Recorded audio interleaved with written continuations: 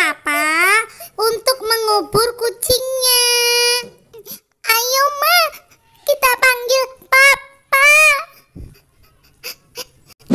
Pak, kubur ya kucingnya. Iya sayang, jangan sedih lagi ya. Iya Lisa, doain kucingnya masuk surga ya. Iya, Ma.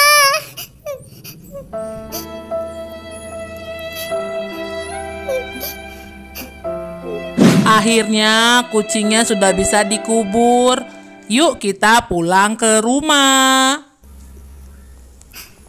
Ma, Lisa mau es krim.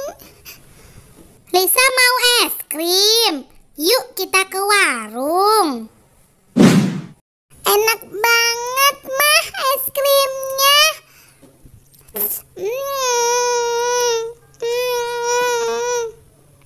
Iya sayang, jangan sedih lagi ya. Ntar minggu depan kita beli kucing yang baru.